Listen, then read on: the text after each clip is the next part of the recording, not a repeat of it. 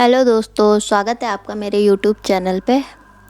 आज मोहिना का एपिसोड 4 आने वाला है और कल मैं आपको उत्तराखंड के वीर की कहानी सुनाने जा रही हूँ क्योंकि कल 26 जनवरी है और उसमें मैं चाहती हूँ कि मेरे उत्तराखंड से जो ऐसे वीर हैं जिन्होंने देश के लिए अपनी जान कुर्बान कर दी, उस वीर के लिए जो आज भी ड्यूटी पे मौजूद है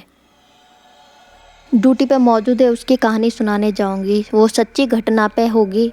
तो मैं चाहती हूँ कि जिनको नहीं पता है उनको पता लगे कि हमारे उत्तराखंड के ऐसे ऐसे वीर पैदा हुए हैं जिन्होंने अपने देश के लिए अपनी उम्र अपनी जान सब दांव पे लगा दी थी और देश के लिए इतना सब करा। तो कल 26 जनवरी पे आपको कल उसकी कहानी सुनाई जाएगी।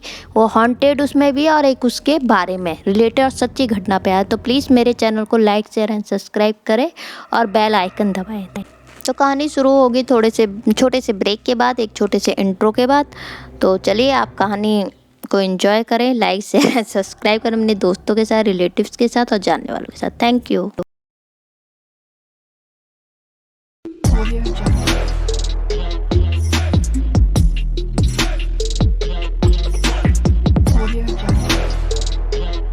मगर जैसे ही दरवाज़ा खुला, मेरे चेहरे पर जो खुशी के बीज अंकुरित हो रहे थे वो होकर निराशा के बादल बनकर छा गए।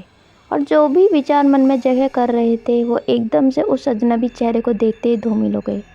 मेरे सम्मुख एक अबला खड़ी थी जो शारीरिक रूप से दुर्बल थी और फटे कपड़े से अपने आप को ढकने में संकोच करते हुए बोली, आदाब। मैंने भी प्रत्युत्तर में हाथ जोड़कर नमस्कार किया। अबला बोली, जनाब कहिए, क्या खिदमत करें आपकी। जी वो लोहार जी से मिलना था, मैंने तपाक से कह दिया। वो पड़ोस में गए हैं, बस आने वाले ही होंगे। आप तब तक बाहर कुर्सी पर तशरीफ़ रखिए। यह कहकर उस अबला नारी ने दरवाजे को बंद कर लिया और मैं भी बाहर चबूतरे के पास रखी कुर्सी पर बैठ गया। मैंने सोचा कि कुछ वक्त इंतज़ार करके भी देख लिया जाए और मेरा मन अब तो दुविधा में फंस गया था। उसके पीछे ये कारण था कि मैंने उस सुरीली आवाज़ को मोहिना की आवाज़ समझने की भूल कर बैठा था। वो तो अनजान महिला की आवाज़ निकली। मेरे मन में रह रहकर भी यही विचार आ रहे थे कि उसकी आवाज़ भी तो मोहिना की तरह ही मधुर थी। क्या पता वो औरत उसकी माँ ही हो, क्योंकि उस अबला की आवाज़ और मोहिना की आवाज़ में समानताएं बहुत थी। तो हो ना हो, ये कहीं ना कहीं ये प्रमाणित करती है कि उस औरत का इससे कोई ना कोई संबंध तो होगा ही। लगभग 15 मिनट के अंतराल के बाद मैंने देखा कि एक गठीले और भारी शरीर वाला कोई इंसान इस घर की तरफ बढ़ा चला आ रहा है। मेरे निकट आते ही कहा, अस्सलाम वालेकुम मियाँ। कहिए, इस नाचीज़ फ़हीम अहमद के यहाँ कैसे आना हुआ। मैंने भी उनका अभिवादन स्वीकार करते हुए अपना परिचय दिया। जी मेरा नाम कनक चौहान है और मैं आपके पड़ोसी गांव गणेशपुर से आया हूँ। जी कहिए, मैं आपके किस काम आ सकता हूँ, लोहार ने कहा। जी मोहिना यहीं रहती है क्या, मैंने उनसे प्रश्न किया। मोहिना? कौन मोहिना? इस नाम की तो हमारे यहाँ नहीं है कोई। आपको किसके यहाँ जाना है, कोई पता है आपके पास? लोहार ने अपने भौहें झुकाते हुए पूछा। मैंने कहा, जी मोहिना जो करीब 17-18 वर्ष की छरहरी काया वाली लड़की है। इस बार सख्त स्वर में लोहार ने बोला, नहीं, इस नाम की तो कोई यहाँ आसपास नहीं है। ओहो क्षमा कीजिएगा, मुझे लगता है वो सामने वाला घर उसका होगा। यह कहकर मुड़ा ही था कि तेज आवाज़ ने मुझे रुकने पर मजबूर कर दिया। वो आवाज़ उसी लोहार की थी। क्या बात कर रहे हैं जनाब, वहाँ भी नहीं है वो। इतना सुनते ही मेरा सर घूम गया। मैंने सोचा ज़रूर ये कुछ छिपाने का प्रयास किया जा रहा है। मैंने खींचकर बोला, आखिर आप लोग मुझे जानकारी क्यों नहीं दे रहे हैं? ऐसी क्या बात है जो हर कोई झिझक रहा है? लोहार ने मेरी पूरी बात सुनी और उसके बाद बोला, देखिए चौहान बाबू, सामने मेरा छोटा भाई रहता है जिसका नाम सलीम अली है और अभी 6 माह पहले ही उसका निकाह हुआ है। उसके घर में उसकी बेगम के अलावा एक बूढ़ी खाला जान रहती है। बस मैंने कहा ना, आपको यहाँ इस नाम से कोई मोहिना वोहिना नहीं है। ये जवाब सुनकर मेरा सर अब चकराने लगा था। मेरी बेचैनी और बढ़ती जा रही थी। उलझने कम होने का तो नाम ही नहीं ले रही थी। अब मेरी समझ में बिल्कुल भी नहीं आ रहा था कि मेरा अगला कदम क्या होगा। क्या मोहिना पहेली बनकर ही धूमिल हो जाएगी या मेरे साथ छलावा हो रहा था? क्या उसका कोई हल होगा या मोहिना मेरा बस एक भ्रम थी? नहीं, भ्रम नहीं हो सकता। वो मेरे साथ मेरे कमरे तक गई थी हमने साथ रोटी खाई थी। फिर मैं उसकी माँ को ढूंढने साथ कब्रिस्तान पर गया था, जहाँ वो अपने विचारों में खोया ही था कि फ़हीम अहमद ने कहा, बाबूजी, यदि आप कोई और जानकारी दे तो मैं आपकी मदद कर सकता हूँ। रतनपुर एक छोटा गांव है, यहाँ मुश्किल से 15-20 परिवार ही रहते हैं। लेकिन इस बात का गांठ बांध लीजिए, इस गांव में तो मोहिना नाम की कोई भी लड़की नहीं है। लेकिन आपको अब मेरी बात पर विश्वास नहीं है तो चलिए इस गांव के मुखिया परवेश खली के पास चलते हैं। वो आपकी इस उत्सुकता और भ्रम का इलाज कर सकते हैं। आपसे हम उनसे पूछ सकते हैं। उन्हें इस गांव की लगभग हर जानकारी होती है। इस गांव में किसी को भी कभी भी कुछ भी दिक्कत हो, बेहिचक उनके पास ही जाते हैं। बहुत ही भले मानुस हैं। उनकी ख्याति एवं उनकी यश का गुणगान मीलों दूर रहने वाले लोगों तक फैली हुई है। किसी तरह का वाद विवाद या कलह सुलह या सुझाव समझौता ही क्यों ना हो, वो बेहद ही सरलता से इसका निवारण कर देते हैं। मैंने कहा, हाँ, ये ठीक रहेगा, चलिए चलते हैं। यह कहकर के मैं उनके साथ हो चला। लगभग 7-8 मिनट की पतली पगडंडियों से पैदल यात्रा करने के पश्चात मुखिया जी के घर में पहुँचे। मुखिया जी, जिनका नाम परवेश खली था, उनका घर लगभग गांव में बिल्कुल ही मध्य में था। उनका आलीशान घर खुद इस बात का गवाही दे रहा था कि अच्छे घर होने के साथ साथ इस गांव में अच्छी प्रतिष्ठा वाले व्यक्ति थे। घर को चारों तरफ ऊंची ऊंची 4 दीवारी थी जो कि नीले रंग से शोभायमान थी। घर में भी श्वेत रंग में अपनी मौजूदगी के एहसास करवा रहा था। घर की 4 दीवार के निकट बैठक थी, जहाँ कुर्सी तथा मेज आंगन की शोभा बढ़ा रहे थे। वहीं एक कोने में काले रंग का एक भोटिया नस्ल का कुत्ता जंजीर में बंधा हुआ था।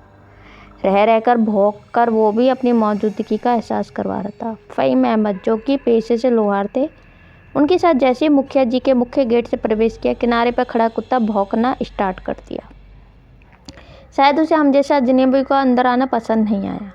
मुखिया जी भी शायद वहीं समीप में ही कुर्सी पर बैठे हुए अखबार पढ़ने का लुत्फ उठा रहे थे कि अचानक कुत्ते की आवाज़ से उनका ध्यान भंग हुआ और हमारी तरफ हाथ जोड़ते बढ़े और बोले, कहिए अहमद मियाँ, क्या सेवा कर सकते हैं आपकी। मुखिया जी की तरफ अभिवादन करते फ़हीम लोहार बोला, साहब, ये पड़ोस के गांव से आए हैं। ये कुछ ज़रूरी पूछताछ करना चाहते थे तो मैं इनको आपके पास लेकर आ गया।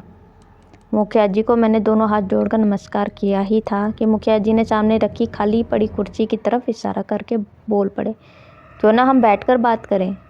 बैठने के बाद मैंने अपना परिचय दिया। मेरा नाम कनक चौहान है और मैं आपके पड़ोसी गांव गणेशपुर से आया हूं।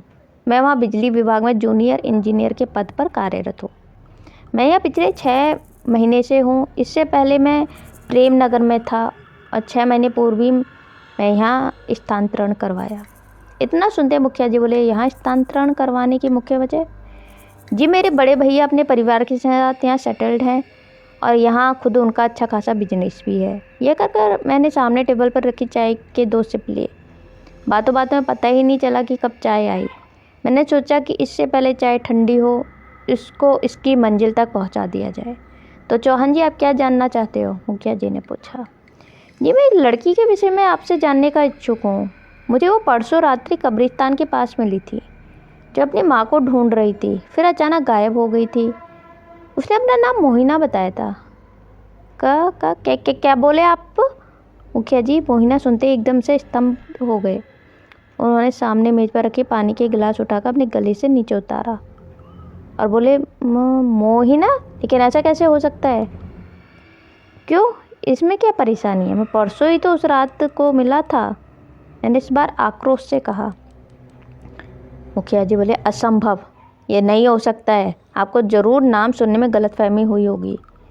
नहीं मुखिया जी, मुझे कोई गलतफहमी नहीं हुई है और मुझे ठीक से याद है, मैं जैसे ही उसके साथ कब्रिस्तान के अंदर दाखिल हुआ, वो अचानक कहीं गायब हो गई और मेरे सामने एक बहुत खूंखार चुड़ैल खड़ी थी जो बहुत ज़ोर ज़ोर से हंस रही थी।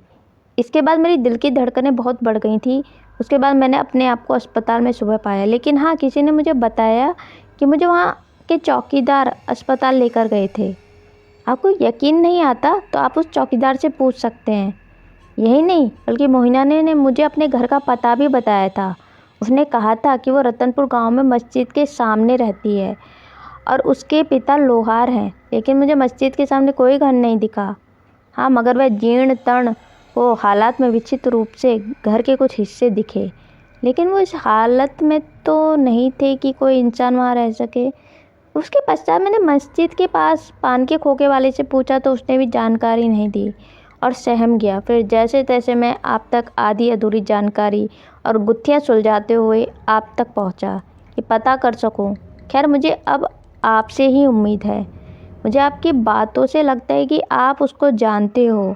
बताइए ना, आखिर वो लड़की कहाँ रहती है और उसका घर गांव में किधर है? क्योंकि अब वे मेरे लिए इस लड़की के बारे में जानना ही केवल वर्चस्व की लड़ाई बल्कि इसके वजूद के बारे में भी सवाल खड़ा करने लगा है। और सबसे बड़ी बात, मैं इन्हीं लड़ाई में अपने आप को अकेला, थका हुआ और खोया हुआ महसूस कर रहा हूँ। मुखिया जी इस प्रश्न के लिए तैयार नहीं थे, इसे उत्तर देने में देरी हुई। मुखिया जी ने इस बात को समझने के लिए वक्त लिया और मेरे चेहरे के अजीब भाव देखे और यह कहकर प्रश्न को प्रश्न ही में बदल दिया कि तुम इतनी रात को क्या कर रहे थे वहाँ? मैंने उस रात ऑफिस के कमरे में और फिर कब्रिस्तान तक की पूरी कहानी सुना दी। इतना सुनते ही मुखिया जी ने लोहार को चौकीदार को बुलाने की आज्ञा दी और लोहार चौकीदार को लेने चला गया। मेरी पूरी बातें और गौर से सुनने के बाद मुखिया जी ने गहरी सांस ली और कहा, ओहो, भगवान का शुक्र है कि आप जीवित हैं। मुझे विश्वास नहीं होता कि आपने ये सब देखा फिर भी जीवित हैं। क्या आप बकवास कर रहे हैं? गांव में सभी ने आपका नाम आदर से लिया, इस वजह से मैं आपके पास आया और आप उलझुल बातें कर रहे हैं। मैं गुस्से में आकर कुर्सी से खड़े होकर जोर से कहा। मुखिया बोले, देखिए, मैं ये बात आपके अपमान या आपको नीचा दिखाने के लिए नहीं बोल रहा। तो फिर कहना क्या चाहते हैं? इस तरह की बातें कोई समझदार इंसान करता है क्या? मैंने उनकी बातें पूरी करने से पहले ही बोल दी।